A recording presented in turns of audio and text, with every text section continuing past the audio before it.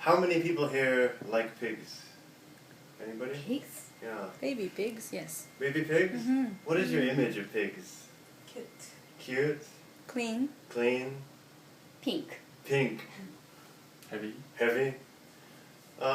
This story, Animal Farm, is full of pigs, but they're not the cute, heavy little porkers we think of.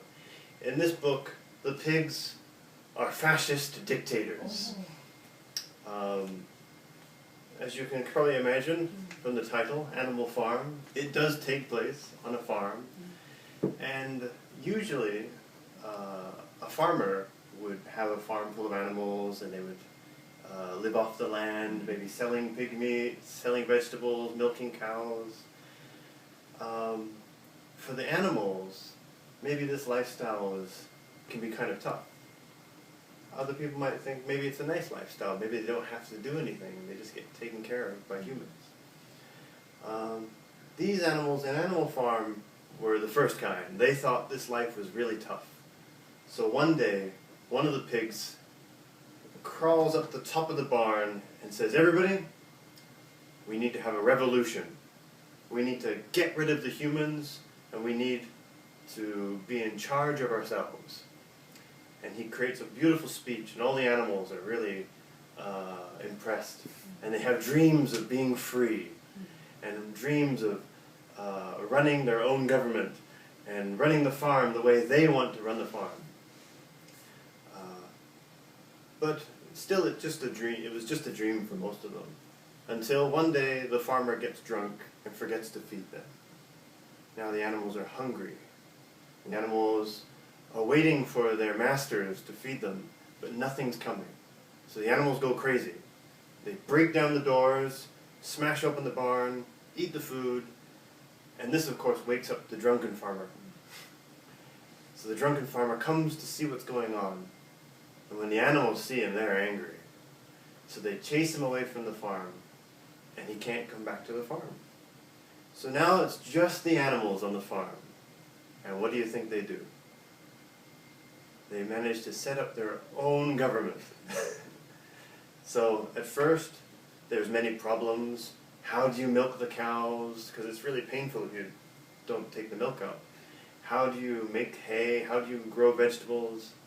Slowly, the animals learn how to do this with the help of the incredibly smart pigs.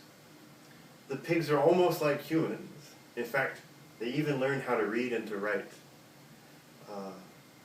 But as the pigs become smarter and smarter, maybe things are not so equal as they used to be. At first, they decided to make a constitution saying all animals are equal.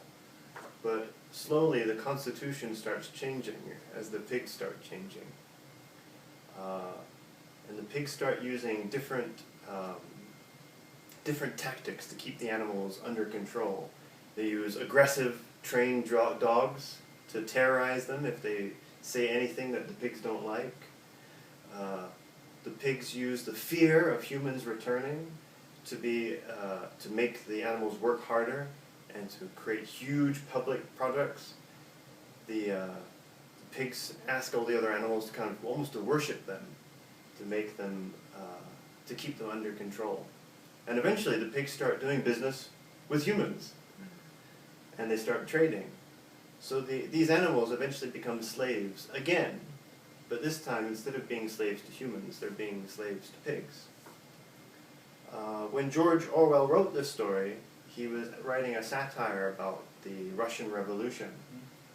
And what's interesting is many people think about fascism and why do people want power?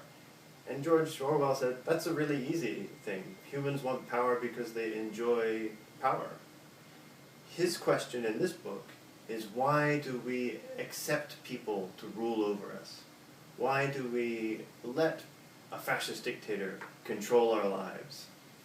And he explores the social situation that makes people easy to control, and also the things that are innate in our nature that make us want to obey a higher power, and kind of warns about the dangers of that.